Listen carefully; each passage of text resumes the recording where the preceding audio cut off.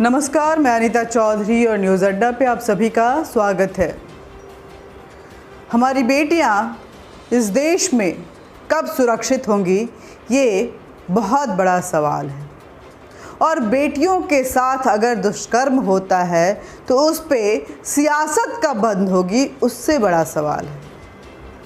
कोई एक rape case सामने आ जाए, देखिए सारे सियासतदान, सारी राजनीतिक पार्टियां कैसे उस घर में पहुंच जाते हैं अपनी राजनीतिक रोटियां सेकने के लिए।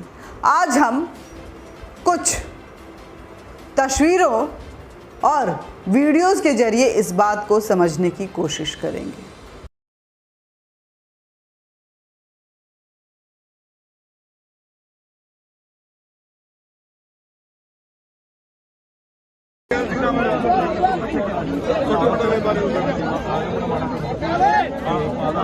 राहुल जी नीचे करो, देखो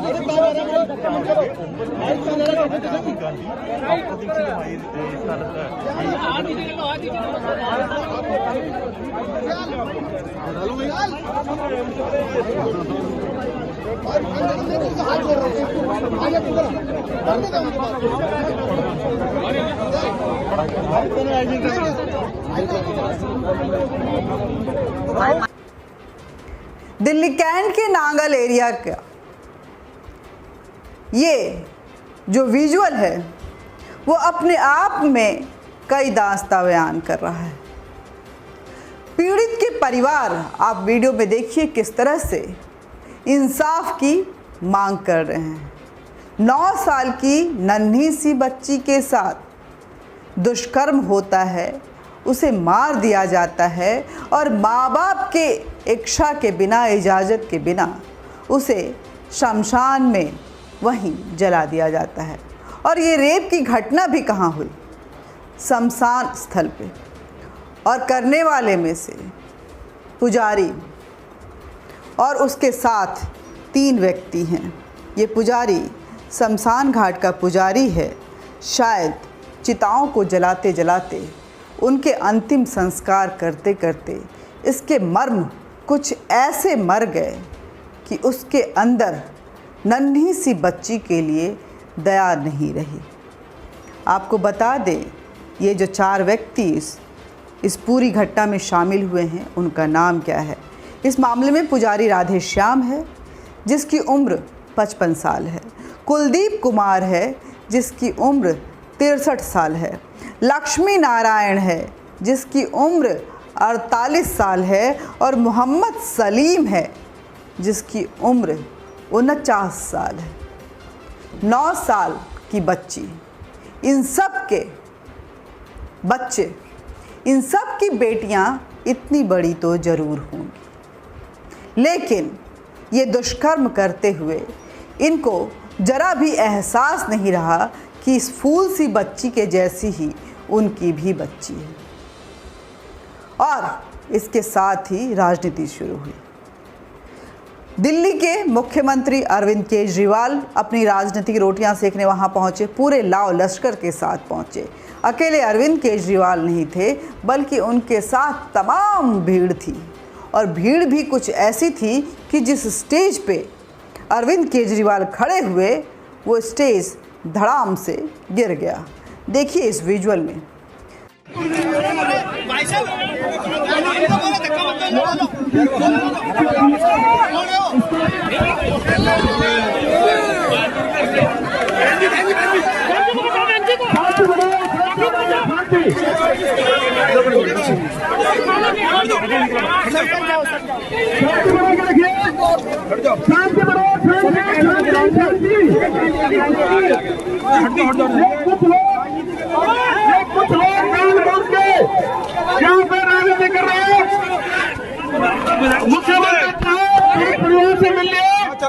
मुख्यमंत्री जी ने इनके कुछ लोग जानबूझ के राजनीति कर रहे हैं। संवेदना कैसे भीड़ के साथ जताई जाती है, कोई अरविंद केजरीवाल से पूछे और उनसे सीखे कि इस भीड़ के साथ पहुंचकर ये गोल मटोल बातें करके वहाँ पे लोगों को और उकसाकर उनको सड़कों पे बैठाकर माँ बाप को इंसाफ तो दिया नहीं, मुआवजे के नाम पे अपनी राजनीतिक रोटियां सेकते हुए कैसे अपनी राजनीति चमकाने पहुँच गए अरविंद केजरीवाल, और जिसका हर्ष क्या हुआ, स्टेज टूट गया और अरविंद केजरीवाल धड़ाम से गिर गए। वैसे ये पहला मौका नहीं है जब अरविंद केजरीवाल गिरे हैं।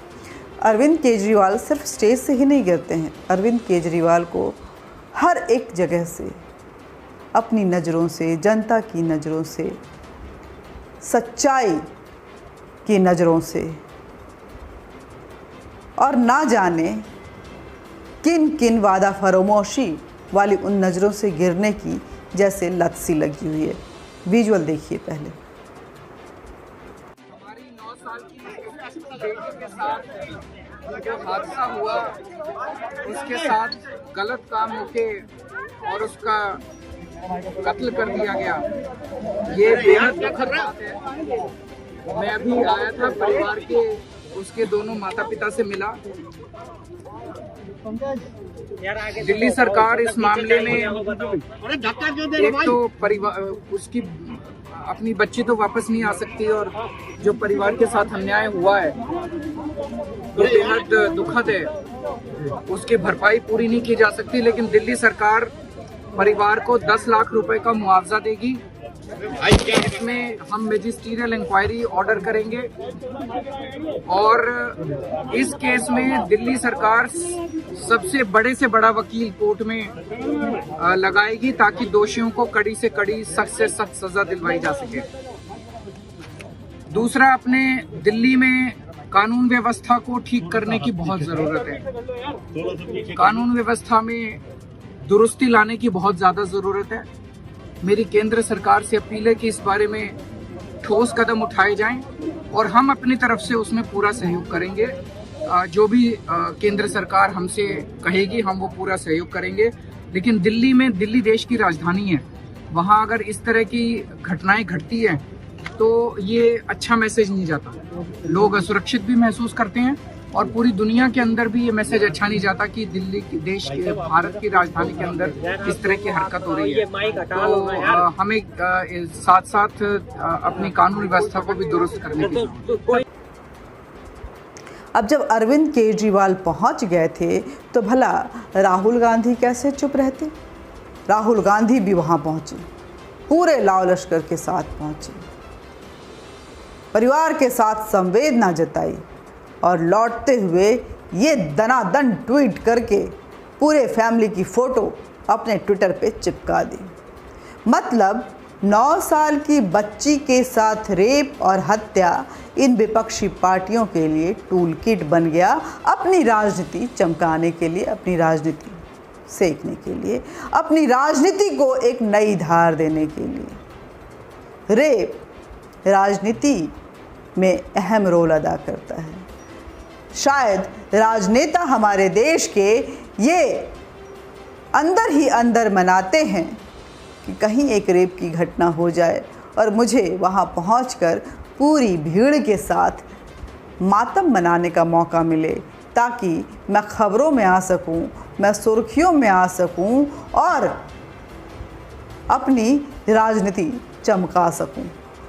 इन तस्वीरों में देखिए किस तरह से राहुल गांधी वहाँ पहुँचे हैं माँ बाप को के साथ संवेदना जताने, और राहुल गांधी का ये ट्वीट भी देखिए कि किस तरह से राहुल गांधी ट्वीट करके पूरे परिवार की इज्जत, उसकी गोपनीयता सड़कों पे लाकर खड़ी कर दिए। हालांकि पॉक्सो एक्ट के तहत ये बेहद गंभीर क्राइम है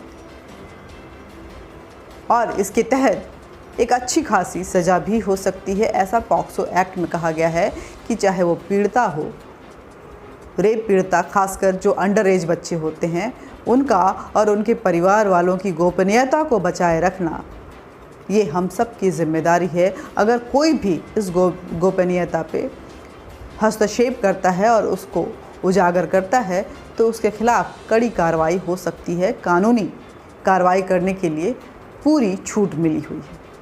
कई धाराएं उनके ऊपर लग सकती है, लेकिन राहुल गांधी इन सब से बेफिक्र हैं और वो कुछ भी कर सकते हैं, क्योंकि आखिर राहुल गांधी हैं। उनको इतनी समझ कहाँ इन कानूनी पचड़ों में पड़कर संवेदनाओं में डूबे। वो तो बस मातम मनाने पहुँचे हैं रेप पीड़िता के घर। नन्ही सी बच्ची जिसकी उम्र महज 9 साल थी और उसके साथ दुष्कर्म हुआ। दुष्कर्म करने वाले सभी आरोपी उसके पिता के उम्र के हैं। न्यायिक प्रक्रिया शायद बहुत लंबी होगी, लेकिन उससे पहले इस तरह की संवेदनाओं से गुजरते हुए माँ बाप को न जाने कितनी और भी मौत मरनी पड़े, क्योंकि ये राजनीति है। राजनेताओं को ऐसा लगता है कि राजनीति में हर हथकंडा जायज़।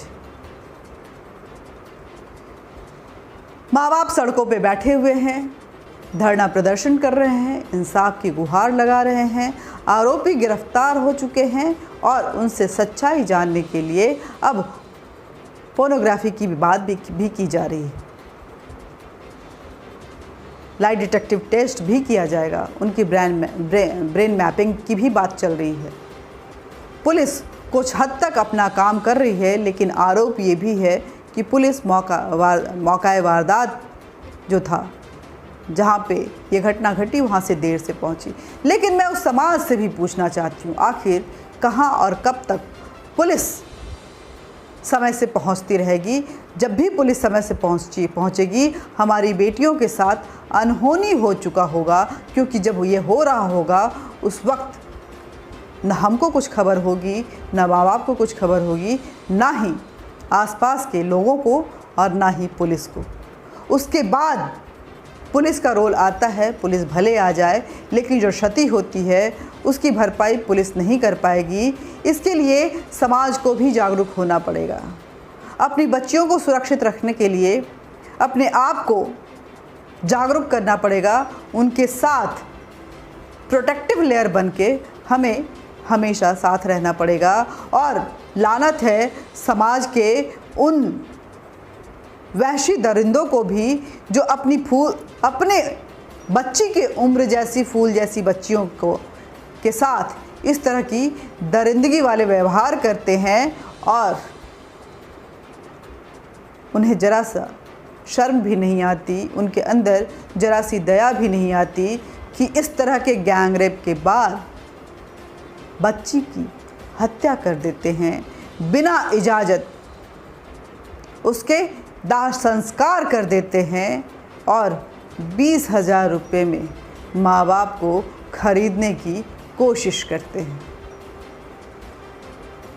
ये सामाजिक मुद्दा है, हम सबको जागरूक होना है। आप क्या सोचते हैं इस तरह की घटनाओं को लेकर के?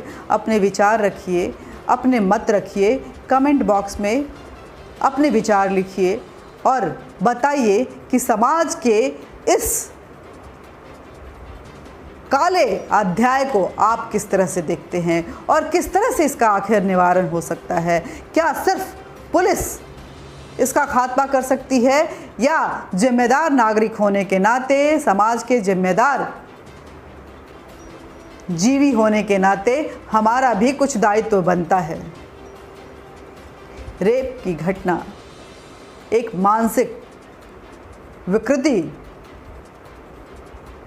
को बताता है, दर्शाता है, और इस विकृति, इस मनोरोग से आखिर किस तरह से समाज उभर सकता है, ये कमेंट, ये विचार कमेंट बॉक्स में ज़रूर रखिए। साथ ही वीडियो को ज़्यादा से ज़्यादा शेयर कीजिए। आप सबसे गुजारिश है, अपनी बच्चियों को सुरक्षित रखिए, बचा कर रखिए। ऐसे दरिंदों को मापने और भांपने की कोशिश कीजिए और उनका बहिष्कार कीजिए। जय भारत, जय हिंद,